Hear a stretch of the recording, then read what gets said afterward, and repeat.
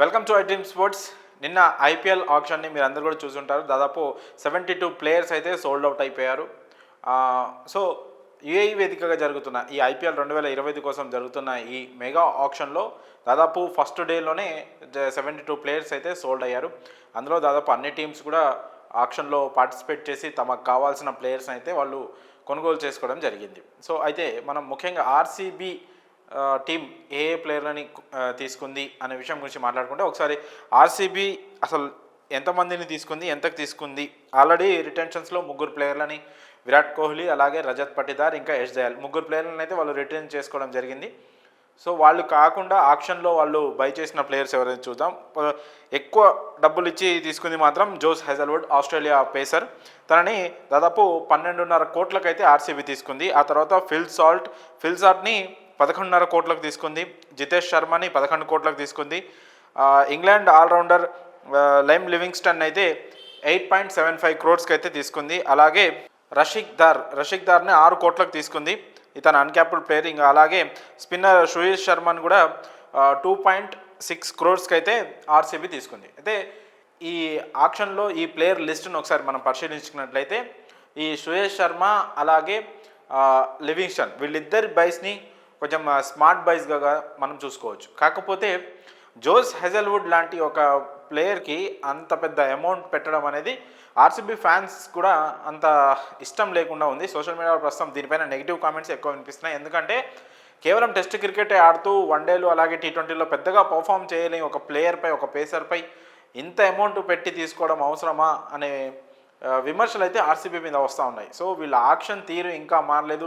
దాదాపు 17-16 సీజన్లు ముగిసిన తర్వాత కూడా ఆర్సీబీ మళ్ళీ వేలంలో గతంలో ఎలాంటి తప్పులు చేసిందో ఇప్పుడు కూడా అవే తప్పుల్ని రిపీట్ చేస్తుంది అనే విమర్శలు అయితే వినిపిస్తూ ఉన్నాయి. చూసుకుంటే వాళ్ళ ఆక్షన్ తీరు కూడా అలాగే ఉంది. ఎందుకంటే కేఎల్ రాహుల్ లాంటి ప్లేయర్, సరే బౌలర్ల విషయం కోసం పక్కన పెడితే, కేఎల్ రాహుల్ లాంటి ప్లేయర్ 14 కోట్లకే, చాలా తక్కువ, అతను ఎక్స్పెక్ట్ చేసిన దానికంటే చాలా తక్కువ అమౌంట్కి పోతుంటే కూడా ఆర్సీబీ అతనిపై ఇంట్రెస్ట్ చూపించలేదు. అలాగే టెస్టులు మాత్రమే ఆడుతూ మిగతా లిమిటెడ్ ఓవర్స్ క్రికెట్లో పెద్దగా పర్ఫామ్ చేయని హెజల్వుడ్పై అంత అమౌంట్ పెట్టింది. అలాగే సిరాజ్ని కూడా ఆర్టీఎం ఆప్షన్ ఉన్నా కూడా సిరాజ్ని వద్దనుకుంది. సో ఇలాంటి కొన్ని తప్పులు, ఇంకా మంచి బౌలర్ ట్రెంట్ బోల్ట్ లాంటి బౌలర్లను కూడా వాళ్ళు కూడా దాదాపు అంతే అమౌంట్కి పోయినప్పటికి కూడా వాళ్ళని కూడా తీసుకోవడానికి ఆర్సీబీ ఇంట్రెస్ట్ చూపించలేదు. జోస్ హెజల్వుడ్పై అంత పెద్ద అమౌంట్ పెట్టడం మాత్రం చాలా వరకు విమర్శలకే తావిస్తూ ఉంది. సో ఆర్సీబీ మళ్ళీ చేసిన తప్పునే చేస్తూ ఉంది. గతంలో ఎలాంటి తప్పులు చేసిందో ఈ మెగా ఆక్షన్లో కూడా అలాంటి తప్పులే చేస్తూ ఉంది అని విమర్శలు అయితే వస్తున్నాయి. పైగా వాళ్ళ పర్సు కూడా ఇప్పుడు చాలా లిమిటెడ్గా ఉంది. మొత్తం దాదాపు సెకండ్ హైయెస్ట్ ఉన్నప్పటికీ, ఆక్షన్ స్టార్టింగ్ కంటే ముందు 83 కోట్లు పర్సులో ఉన్నప్పటికీ ఇప్పుడు దాదాపు తగ్గిపోయి ఉంది. ఇప్పుడు డే 2లో వాళ్ళు ఎలాంటి స్ట్రాటజీతో ప్లేయర్స్ని తీసుకుంటారనే విషయం మాత్రం ప్రస్తుతం చాలా ఇంట్రెస్టింగ్గా మారింది. ఎందుకంటే ఇప్పటివరకు కొన్న ప్లేయర్లు అలాగే రిటెన్షన్ చేసుకున్న ఈ లిస్ట్ మొత్తం ఒకసారి చూసుకుంటే ఇంకా టీము సరిగ్గా కుదరనట్టు ఉంది. చాలా టీమ్స్, ముంబై ఇండియన్స్ కానీ, ఎస్ఆర్హెచ్ కానీ, ఇంకా మిగతా కొన్ని పంజాబ్, వాళ్ళకి అసలు 2 ప్లేయర్లను మాత్రమే రిటైన్ చేసుకున్నప్పటికీ కూడా నిన్న ఆక్షన్లో చాలా అగ్రెసివ్గా వెళ్ళి చాలామంది ప్లేయర్లను తీసుకున్నారు. ఒక ఫామ్ అయితే వచ్చింది. ఒక చూసుకుంటే టీంకి ఒక రూప్ అనేది వచ్చింది కొన్ని టీమ్స్కి. కానీ ఆర్సీబీకి మాత్రం ఇంకా ఆ స్ట్రక్చర్ అయితే రాలేదు. ఒక టీం అయితే సరిగ్గా ఫామ్ కానట్టే కనిపిస్తూ ఉంది. మరి చూడాలి ఇంకా మిగిలిన ఆక్షన్లో కొంత డబ్బుతో ఎలాంటి ప్లేయర్లను తీసుకుంటారు. సో పెద్ద అమౌంట్ పెట్టే పరిస్థితి లేరు, అంత మంచి ప్లేయర్లు కూడా వచ్చే దాంట్లో లేరు. జితేష్ శర్మ ఓకే మంచి బై అని చెప్పుకోవచ్చు, కానీ తనకు కూడా అమౌంట్ కాస్త ఎక్కువే పెట్టేశారు అనే విమర్శలు కూడా వస్తూ ఉన్నాయి. చూడాలి మరి ఆర్సీబీ మరి ఈ టీంతో ఈ సాలా కప్ నమ్దే ఆ స్లోగన్ను నిజం చేస్తుందా, లేదా మరొకసారి ఆ స్లోగన్ లాగానే మిగిలిపోతుందా.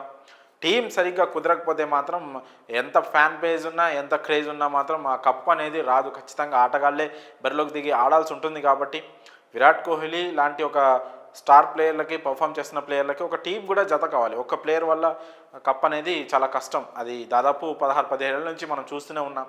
సో ఒకరిద్దరు ప్లేయర్లను నమ్ముకొని ఆర్సీబీ బరిలోకి దిగితే మాత్రం కరెక్ట్ కాదు. ఒక పర్ఫెక్ట్ టీం ఉండాలి.